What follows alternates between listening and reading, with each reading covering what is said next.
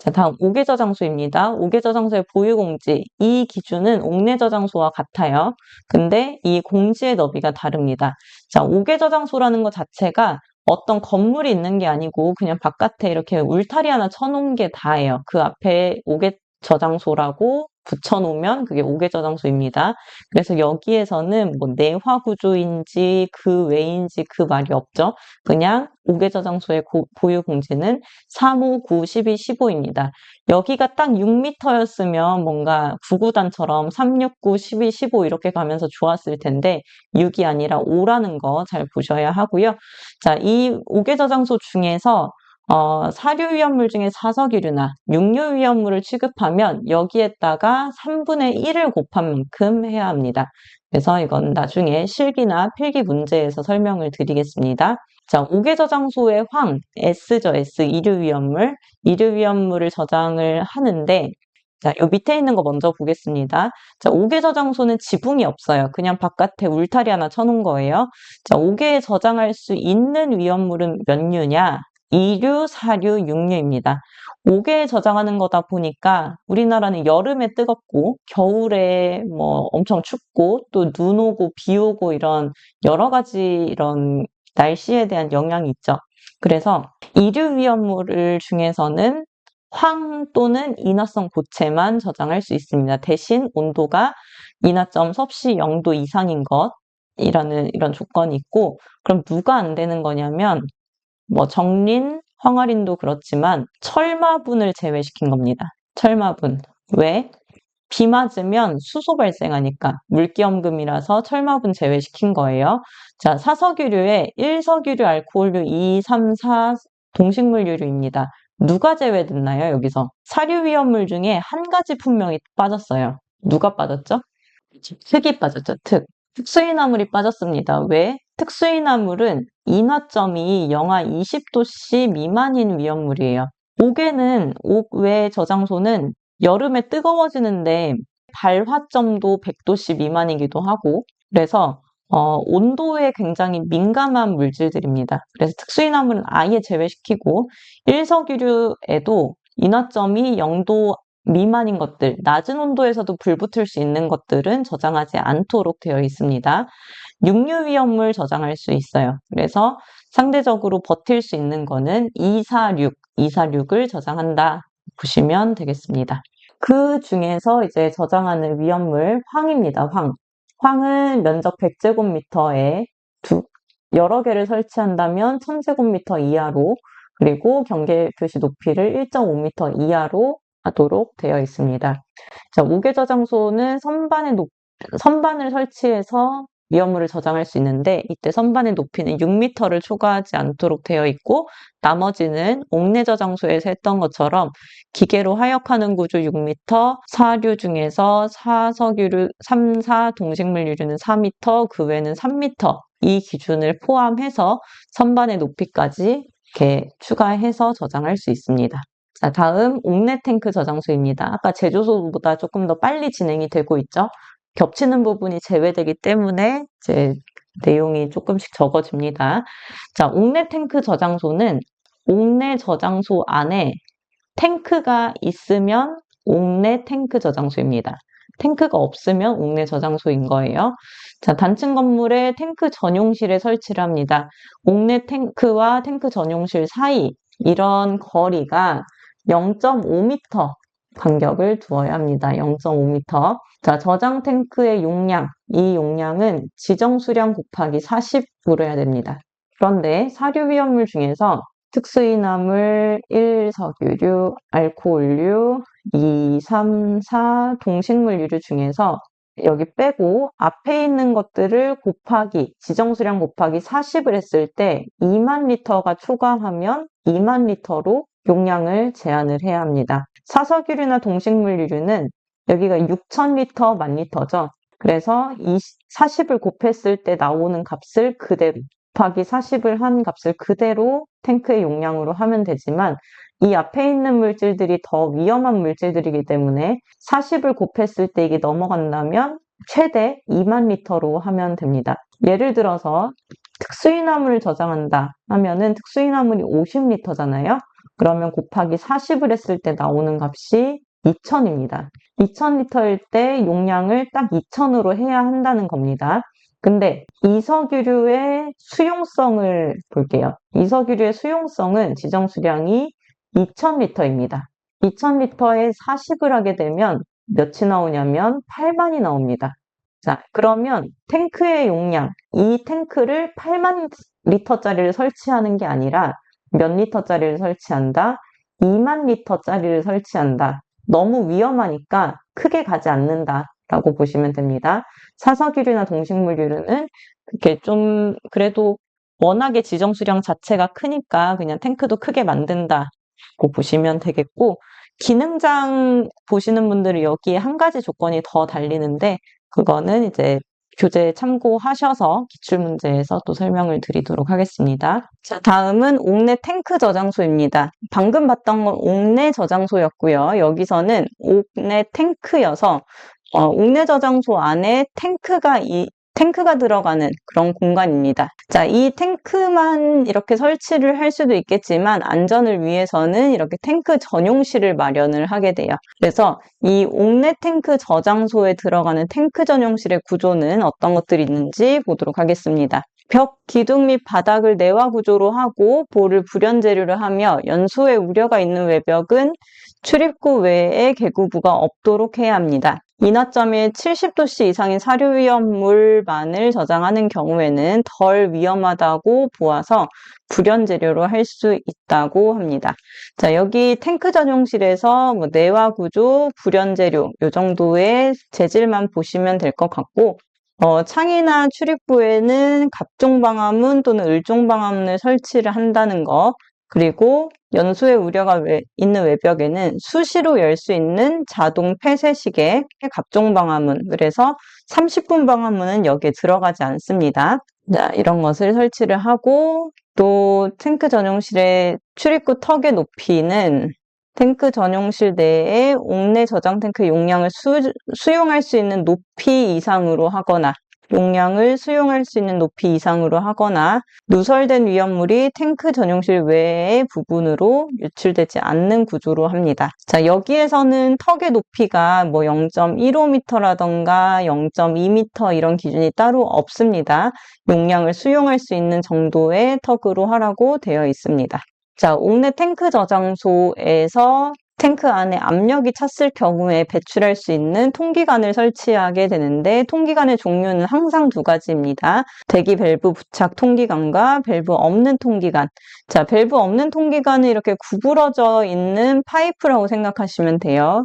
그 안에 이제 가스가 차게 된다면 자동으로 수시로 이렇게 나올 수 있도록 설치하는 거. 지름은 30mm 이상, 끝부분은 45도 이상 구부려야 합니다. 자, 이 통기관을 설치를 할 때는 화염 방지 장치를 설치하고 40메쉬 이상의 구리망 또는 동등 이상의 성능을 가진 인화 방지 장치를 설치해서 만약에 이 관을 통해서 불꽃 같은 것들이 튀더라도 그 안에 탱크에 화재가 나지 않도록 하는 역할을 합니다. 대기 밸브 부착 통기관은 마치 압력밥솥처럼 평소에는 그냥 닫혀 있다가 어느 정도 가스가 찬 것 같다 그러면 이 밸브가 열리면서 안쪽에 있는 압력을 빼줍니다. 이 밸브가 너무 꽉 막고 있으면 또 탱크가 압력이 걸려서 폭발할 수 있으니까 5kPa의 이하 압력으로 작동할 수 있도록 설계가 되어야 합니다. 5kPa, 30mm, 45도라는 숫자 중요합니다. 자, 다음은 5개 탱크 저장소입니다. 자, 5개 탱크 저장소는 바깥에 탱크를 설치하고 이렇게 위험물을 여기에 넣어서 저장을 하는데, 이 탱크가 엄청 큰 탱크입니다. 현장에 계신 분들은 아시겠고, 현장에 가보신 적이 없는 분들은 뉴스를 보시면 나올 수도 있고, 그냥 석유화학 단지나 아니면 제주도 같은 데 가면은 그 바닷가 근처에 엄청 집보다도 크게, 아파트보다도 크게 설치된 하얀색 뭔가 건물 같은 게 있어요. 그게 5개 탱크 저장소인데, 5개 탱크 저장소는 위험물을 뭐 조금씩 저장하려고 설치하는 게 아니라 정유회사, 무슨 큰 화학회사에서 위험물을 대량으로 취급하려고 설치하는 탱크입니다. 엄청 비싸고 크고 그런 탱크인데, 그래서 보유공지를 하는 수량 자체의 배수가 굉장히 큽니다. 500배부터 시작해요. 500배부터. 그래서 500, 500에서 1000, 1000에서 2000, 2000에서 3000에 따라 공지의 너비가 3, 5, 9, 12, 15m입니다. 옥외 저장소와 보유공지는 너비는 같지만 보유공지의 기준, 지정 수량의 기준이 다르니까 이거를 잘 구분해서 보셔야 하고, 만약에 이 5개 탱크 저장소에 4, 5, 6, 1, 2, 3, 4, 5, 6인 탱크를 2개를 설치한다 하면은 이 보유공지 곱하기 3분의 1을 해서 계산을 하면 됩니다. 만약에 육류 탱크를 1개 설치를 한다. 그러면 이 탱크 너비 보유공지에다가 3분의 1을 곱해서 하면 됩니다. 만약에 보유공지가 3m가 나왔어요. 3m 곱하기 3분의 1을 하면 1m가 되죠. 그럼 이때 답을 1m로 하는 게 아니라 1.5m로 써야 된다는 뜻입니다. 최대 너비가 아니라 최소 너비라고 했으니까 1.5보다 작게 나왔을 때 1.5를 쓰라는 겁니다. 만약에 육류 위험물짜리를 2개를 설치를 했다. 그러면 3분의 1 육류라서 3분의 1, 또 3분의 1, 2개라서 3분의 1, 3분의 1을 2번 해줘야 되는데, 보유공지를 계산했더니 지정수량의 배수로 했더니 만약에 9m가 나왔어요. 근데 육류 위험물을 2개 설치를 한 상황이래요. 그러면 3분의 1을 2번 해줘야 되겠죠? 그럼 3분의 1 2번 하면 1m가 나와요. 그럼 답은 1m가 아니라 뭐가 된다? 1.5m가 된다. 그래서 기본으로는 보유공지에 따라서 지정수량을 구하고 그 지정수량에 따라서 보유공지가 몇 미터인지 찾아서 쓰면 되는데, 탱크가 2개 있습니다. 육류 위험물입니다. 아니면 육류가 2개입니다. 이런 조건이 붙으면 이제 계산을 한 번 더 해줘야 되는 그런 내용입니다. 자, 특정 5개 탱크 저장소는 특정 5개 탱크 저장소가 현재는 법령상 50만 리터 이상이면 특정 5개 탱크 저장소라고 부르는데, 이게 지금 별표에 있는 내용하고 본문에 있는 내용하고 일치가 안 돼 있어서 준특정 5개 탱크 저장소에 대한 기준이 조금 모호한 것 같습니다. 특정 5개 탱크 저장소라는 건 5개 탱크 저장소 중에서도 용량이 큰 탱크를 지칭을 하는 건데, 그 기준이 50만 리터, 100만 리터 이렇게 2가지가 쓰이고 있습니다. 법령상에서. 아마 발견을 못해서 고치지 않아진 것 같은데, 일단 50만 리터가 넘으면 준특정 5개 탱크 저장소라고 한다고 보시면 될 것 같고요. 그때 풍화중을 구해라 하면 이런 계산식이 쓰인다고 하는 거 정도로 보시면 되고, 5개 저장 탱크는 3.2mm 강철판으로 합니다. 웬만한 탱크는 다 앞으로 3.2가 거의 쓰일 거고요. 예외적인 경우는 몇 밀인지 따로 나옵니다.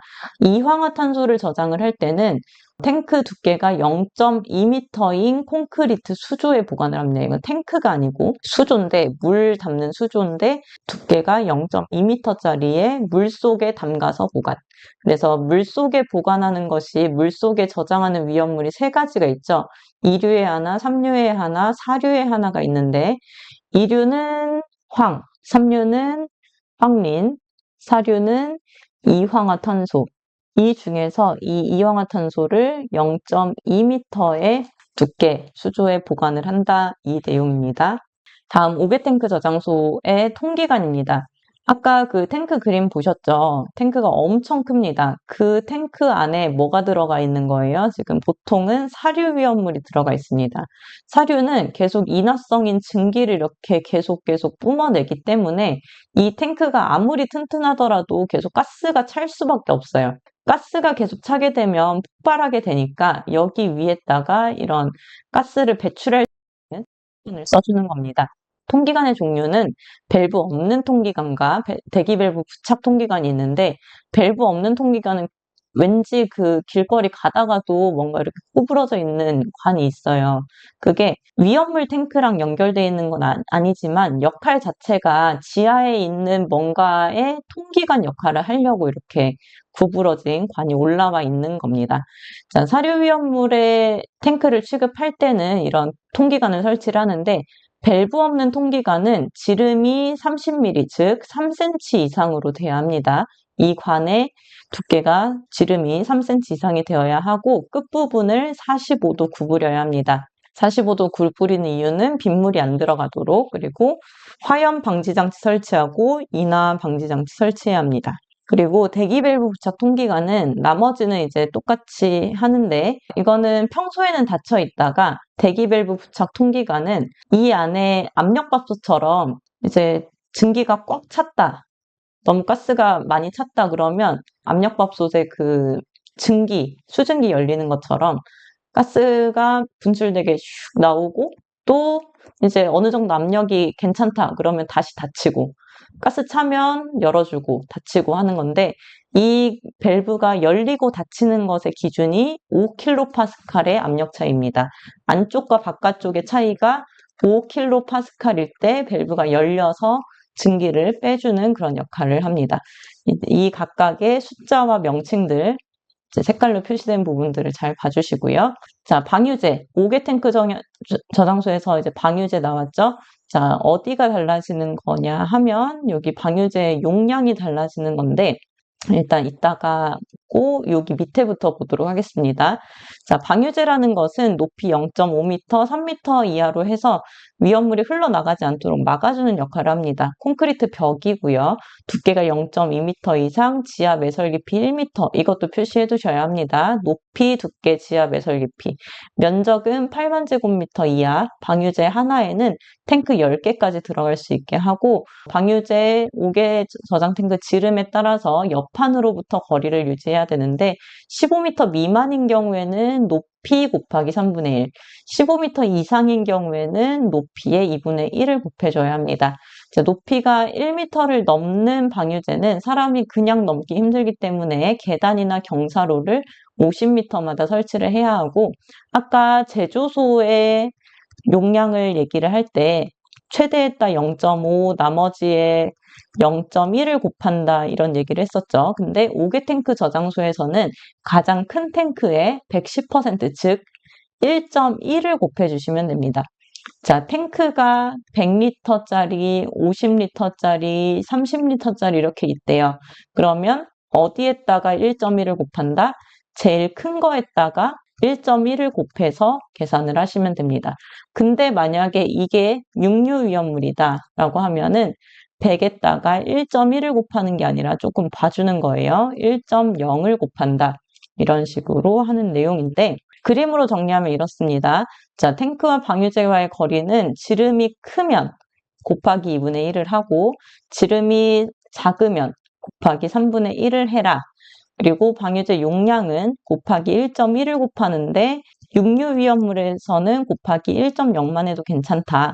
그리고 방유제 높이는 0.5, 3m 이하, 그리고 지하 매설 깊이는 1m로 해야 하고, 두께는 0.2m까지 적어두세요. 계단 및 경사로 50m마다 이렇게 계단 이렇게 설치하라는 건데, 계단과 계단 사이의 거리가 50m가 되어야 한다. 면적은 8만 제곱미터인데, 자, 단위가 제곱미터입니다. 아까 다른 내용에서 800제곱센티미터 이런 내용 비슷한 숫자 단위들이 계속 중복해서 나오기 때문에 어디에서 어떤 숫자, 어떤 단위가 쓰였는지 구분해야 합니다. 탱크는 이 안에 10개 이하가 들어가야 하고요. 다음 지하 탱크 저장소입니다. 탱크가 땅속에 들어가 있는 거예요. 보통 어디 많이 이게 설치되어 있냐면 주유소 아래에, 주유소 땅 속에 이거 설치하고 위쪽에 주유기 놓습니다. 자, 탱크를 설치를 하는데, 탱크는 탱크 전용실 안에 들어가야 합니다. 탱크 전용실은 이제 대지 경계선에서 0.1m 이상 떨어진 곳에 설치를 해야 하고, 탱크와 탱크 전용실 안쪽까지는 1m, 그리고 여기에 마른 자갈분을 채워야 합니다. 탱크 윗면으로부터는 0.6m, 그리고 상호간에 0.1m, 이렇게 해야 하는데, 그래서 잘 보셔야 할 숫자가 뭐냐? 0.6, 0.3, 0.1입니다. 자, 뭐가 0.6이냐? 이 탱크 전용실 네모가 아니라 탱크의 윗면으로부터 지면까지가 0.6m, 그리고 탱크 전용실의 두께가 0.3m, 탱크 전용실과 탱크 사이가 0.1m, 그리고 이 사이에 까맣게 돼 있는 이 부분은 마른 모래 또는 습기 등에 응고되지 않는 입자지름 5mm 이하의 마른 자갈분 이 자체가 들어가야 한다. 이 문장을 외워주셔야 하고, 지하에 탱크를 설치하는데 이렇게 두 개가 있다.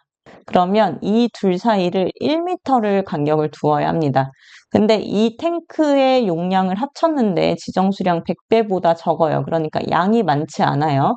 양이 많지 않으면 그렇게 거리를 많이 안 둬도 된다. 0.5m 이상 간격을 두면 된다.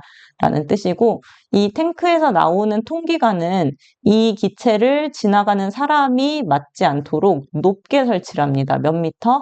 4m로 설치를 하고, 탱크가 땅속에 묻혀 있기 때문에 위쪽에서 주입을 한다고 하더라도 어느 정도 찼는지 사람이 눈으로 볼 수는 없어요. 그래서 탱크가 넘쳐 흐르게 되면 이제 주변에 토양으로 오염이 되니까 과충전이 되지 않도록 90%가 찼을 때 경보음 울리는 방법의 경보 장치를 설치해야 합니다. 그래서 이 아래쪽에 있는 내용들을 그림으로 정리한 거니까 그림으로 보시면 좋겠고, 탱크는 3.2mm의 두께로 제작을 해야 하는데, 아무래도 땅속에 설치하는 거다 보니까 또 습기 등에 의해서 녹슬 수가 있죠. 그래서 부식 방지 도장, 페인트를 칠해야 되고, 압력 탱크는 1.5배 압력으로 10분간, 압력 탱크가 아닌 것은 70kPa의 10분간 시험을 해서 이 시험을 버텨야 튼튼한 탱크다라고 시험을 하는 기준입니다. 그 다음에 이 탱크에 이렇게 쭉 들어간 관이 있어요. 이게 누유검사관인데 이 관의 끝을 잘 보시면 탱크보다 조금 더 아래로 내려가 있습니다. 그래서 이쪽에 기름이 감지된다는 것은 탱크가 샜다는 뜻이 되겠죠. 탱크보다 아래에 있기 때문에 위험물이 평소에는 정상 상태에서는 검출이 되면 안 되지만 여기에 위험물이 찍히는 순간 탱크가 샜다라는 것을 알아낼 수 있는 관입니다. 그래서 이것을 누유검사관이라고 하고 얘를 4개 이상으로 설치를 해야 합니다. 자, 중심 높이까지 소금이 뚫려 있을 것 있는데 몇 개 설치해야 되는지가 중요합니다. 과충전 방지 장치는 90%가 찼을 때 경보음 더 이상 채우지 말라고 울리면 됩니다. 자, 다음 이동 탱크 저장소입니다. 그 차에 매달려 있는 그 탱크고요. 안에 칸막이가 되어 있어서 전체가 한 통이 아니라 칸이 나눠져 있습니다. 4,000L 3.2mm 강철판을 하고, 안전장치는 20kPa 이하인 탱크에서 이렇게 20kg 초과인 탱크에서는 1.1배의 압력으로 작동하게 하고, 방파판은 칸막이랑 이렇게 수직으로 되어 있는 출렁이지 않도록 막아주는 판입니다. 두께가 1.6이고 2개 이상의 방파판을 진행 방향과 평행으로, 내가 이렇게 간다면 방파판도 이렇게 설치한다는 겁니다. 자, 탱크는 3.2mm로 하고, 탱크 시험 압력은 앞에서 봤던 것과 같이 70kPa로 1.5배, 10분간으로 1.5배, 70kPa로 10분, 1.5배로 10분, 이렇게 수압 시험을 하는 거는 탱크마다 거의 비슷합니다. 자, 측면 틀은 옆에 있는 탱크가 굴러 떨어졌을 때 지지해주는 그런 기능을 하는 부분인데요. 75도, 35도 이상으로 한다. 그리고 방호 틀은 2.3이다. 이런 내용이 있는데 그림으로 정리하면 자, 이렇습니다. 자, 이렇게 위쪽에 있는 부분이 방호 틀인데 위쪽에 있는 맨홀 뚜껑과 나사를 보호해주는 역할을 합니다. 그래서 이 옆에 있는 바람막이 같은 역할을 하는 부분이 50mm, 5cm 높게 해준다는 거고요. 측면 틀은 3.2mm, 방파판은 두께 1.6mm, 칸막이는 4,000L 3.2mm로 하는 겁니다. 그리고 각도가 아까 나왔는데 이 측면 틀로부터 중심선까지, 그리고 이게 지면까지 유지하는 이 각도가 75도, 그리고 측면 틀에서 중심점까지 수직으로 이은 이 각도가 35도입니다. 자, 보통은 이 안에를 각 빈칸으로 해서 출제를 하겠지만 지면과의 각도가 몇 도이냐, 아니면 중심점과의 각도가 몇 도이냐, 이런 식으로 좀 이 문장을 줄여서 낼 수도 있기 때문에 그림으로 기억하시면 좋겠습니다. 안쪽이 35도, 지면이 75도. 이 각도를 유지해야 만약에 차가 전복돼서 탱크가 구르더라도 위험물이 새지 않고 받쳐주는 역할을 할 수 있습니다. 자, 이동 탱크 저장소에 위험물을 주입할 때는 분당 배출량 200리터 이하로 해야 할 거 중요한 내용이고요. 자, 다음은 이동 탱크 저장소인데요. 이동 탱크 저장소의 기본적인 탱크는 이 겉면에 이런 사각형의 틀은 없습니다. 이런 것들이 있는 것을 컨테이너식 이동 탱크 저장소라고 하는데, 예전에는 그래도 한 번씩 나왔던 것 같지만 요즘은 아예 거의 이것을 다루지 않는 추세로 봐서 일단은 넘어가도록 하겠습니다. 컨테이너식의 이동 탱크 저장소는 굳이 보지 않으셔도 지금까지는 괜찮을 것 같습니다. 자, 이동 탱크 저장소에서 이동 탱크 저장소는 위험물을 싣고 가서 그 상대 탱크에다가 이렇게 옮겨주는 역할을 하게 되는데요. 이동 저장 탱크에서 다른 탱크에 이제 위험물을 주입할 때는 40도씨 미만인 경우에 이동 탱크 저장소에 원동기를 정지시켜야 합니다. 자, 이것은 이제 이동 탱크 저장소뿐만 아니라 주유 취급소에서도 똑같이 나오는 내용인데요. 자, 온도가 높은 곳에서는 인하점에 쉽게 도달할 수 있는 특히 휘발유가 있기 때문에 원동기를 정지시킨다. 주유 중 엔진 정지를 한다는 내용입니다. 자, 이동 탱크 저장소에는 완공 검사 합격 확인증 그리고 정기 점검 기록을 항상 가지고 다녀야 합니다. 자, 이동 탱크 저장소에서 가지고 있어야 하는 두 가지를 이렇게 실기 시험에서 이제 서술하라고 할 수도 있으니까 이 내용 체크를 해 두시고요. 알킬 알루미늄 등과 아세트알데히드 등은 취급할 때 특별한 기준이 있습니다. 알킬 알루미늄 등은 취급할 때 불활성 기체를 봉입하는 것, 마치 우리가 과자를 살 때 그 안에 질소 기체가 들어가 있어서 과자가 상하는 걸 방지하고 또 충격으로부터 흡수하는 것처럼 위험물도 마찬가지로 불활성 기체를 봉입합니다. 알킬 알루미늄 등을 꺼낼 때는 200kPa의 압력으로 불활성 기체를 봉입해야 하고, 아세트알데히드 등을 꺼낼 때는 100kPa의 이하 불활성 기체로 봉입을 하게 됩니다. 자, 알킬 알루미늄은 삼류죠. 그리고 아세트알데히드는 사료 위험물입니다. 그래서 이제 압력이 이쪽이 조금 더 낮다는 거를 이제 확인을 할 수가 있겠고, 또 아세트알데히드 등을 취급을 할 때는 불활성 기체뿐만 아니라 수증기를 봉입을 할 수 있습니다. 삼류 위험물이 아니기 때문에 이제 물을 넣어도 안에 있는 물질 안정시킬 수 있는 상태가 됩니다. 그리고 아세트알데히드 등을 취급하는 탱크에는 냉각장치 또는 보냉장치를 해야 합니다. 정전기 등의 재방지를 할 때 이동 탱크는 보통 주유 취급소에서 기름 배달할 때 쓰는 탱크죠. 자, 휘발유 저장하는 통에 등유 경유를 주입할 때나 등유 경유를 주입하던 통에 휘발유를 주입할 때 둘 다 사료 위험물입니다. 사료 위험물은 전기가 통하지 않아요. 불량 도체이기 때문에 뭘 조심해야 된다? 정전기를 조심해야 합니다. 전기가 통하지 않는 물질이기 때문에 정전기는 점화원이라서 불날 수 있어요. 어떻게 하면 정전기가 생기냐면 빠르게 흐르게 하면 정전기가 생깁니다. 그래서 속도를 어떻게 한다? 느리게 한다. 1제곱미터/세크 이하로 초당 1m이니까 초당 1m 이하로 느리게 한다. 이 둘의 차이는 상부로부터 주입하느냐 밑부분으로 주입하느냐 이 차이가 있는데 결국 느리게 해서 정전기 발생하지 않게 하라는 뜻입니다. 자, 다음 간이 탱크 저장소는 위험물 탱크가 되게 작고요. 좀 바베큐 기계랑 비슷하다고 저는 느껴지는데 다리가 있습니다. 그리고 위에 압력계가 이렇게 있고 임시로 저장하는 거기 때문에 용량은 600리터 이하가 돼야 되고 개수는 3개 이하, 대신 같은 품질은 2개 이상 설치하지 않도록 하고 두께는 3.2mm, 그리고 요거는 많이 보던 말이죠. 그래서 탱크마다 계속 반복되는 말도 있습니다. 자, 여기까지 저장소가 끝났고요. 저장소 8가지 중에서 7가지 본 거예요. 그리고 안반 탱크 저장소는 아예 나오질 않습니다. 기능장에서도 그렇게 잘 나오지 않아서 일단 간이탱크 저장소의 요 숫자까지 저장소 정리하시면 되겠고, 조금 길지만 4개 남아서 그냥 아예 끝내겠습니다. 조금만 더 봐주세요. 자, 주유 취급소는 우리가 주로 볼 수 있는 주유소입니다. 기름 넣으러 가는 곳. 그 주유소 보시면 꼭 길가에 안 있고 주유기가 안에 들어가 있죠. 그래서 우리가 주유를 하러 가면 안으로 들어갔다가 나오는 그런 일을 해야 하는데, 주유 취급소를 허가 낼 때 그 기준 자체가 주유소의 공지, 빈 땅을 너비 15m, 길이 6m 이상의 콘크리트로 해야 하기 때문에 그렇게 우리 들어갔다 나갔다 하는 겁니다.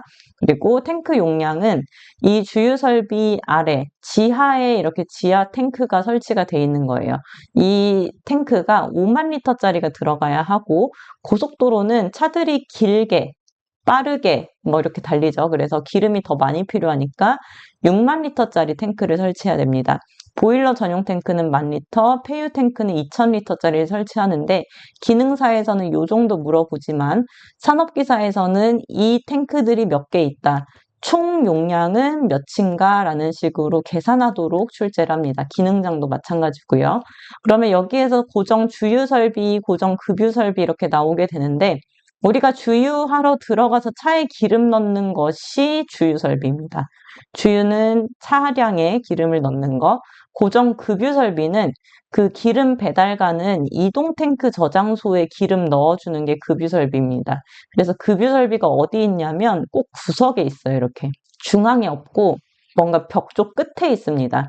이렇게 한쪽에 구석에 있는 급유 설비는 차에 넣으려고 있는 기계가 아니라 모양은 똑같이 생겼는데 이동 탱크 저장소에 배달 가는 기름 넣으려고 쓰는 설비입니다. 자, 고정 주유 설비의 최대 토출량은 1석유류, 경유, 등유 있는데, 우리가 1석유류는 휘발유 생각하면 되고요.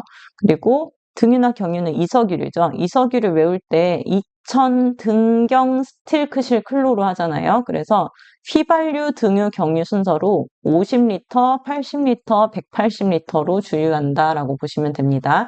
50리터, 휘발유는 보통 이제 승용차에 많이 넣죠. 근데 등유는 기름 보일러에 많이 넣잖아요. 근데 경유는 어디에 많이 넣냐면 건설 장비, 포크레인, 뭐 덤프트럭 이런 엄청 큰 탱크에 많이 넣습니다. 그래서 속도가 빠른 거예요. 그냥 덜 위험해서 그런 거라기보다는 이걸 사용하는 장비들 자체가 기름을 워낙 많이 먹기 때문에 속도를 낮게 해서는 정말 세워라 내워라 이렇게 하루 종일 주유만 해야 하기 때문에 주유 속도가 50, 80, 180 휘발유, 등유, 경유 순서로 이렇게 됩니다. 더 빠르게 하면 왜 안 될까요? 정전기 때문에 더 빠르게 하면 안 되고 속도 상한을 준 겁니다. 이동 탱크 저장소에 주입할 때는 300리터로 하고, 자동차 등의 인화점 40도씨 미만의 위험물을 주유할 때는 휘발유입니다. 휘발유 할 때는 꼭 시동을 꺼야 돼요. 왜냐하면 인화점이 굉장히 낮은 물질이기 때문이고요. 셀프 주유소 요새 많죠? 셀프 주유소는 속도가 100리터 이하, 4분 이하, 600리터 이하, 12분 이하 이런 기준도 있습니다. 자, 주유소를 기준으로 가운데 있는 게 주유 설비, 구석에 있는 게 급유 설비라고 말씀드렸죠?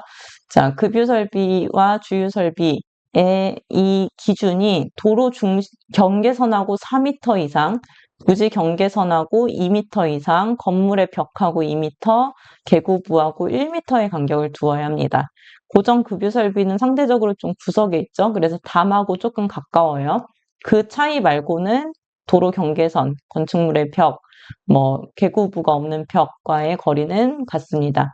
그리고 고정 주유 설비와 고정 급유 설비 사이는 4m를 유지해야 합니다. 법령으로 찾아보시면 이건 표로 되어 있지 않고 문장으로 되어 있는데 제가 표로 구성을 한 거라서 주유 설비와 급유 설비의 설치 기준에 그런 구분하는 표로 보시면 될 것 같습니다. 자, 다음 판매 취급소입니다. 판매 취급소는 1종 판매 취급소와 2종 판매 취급소로 나누어지는데요.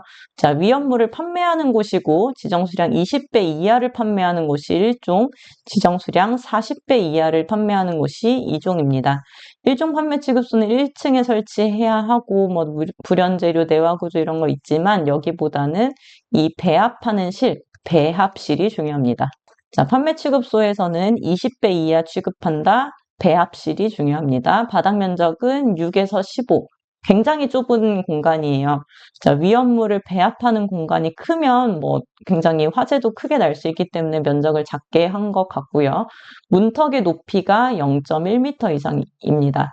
자, 아까 0.15m의 턱을 만들어야 되는 게 있었습니다. 그게 어디였냐면 제조소의 옥외였습니다.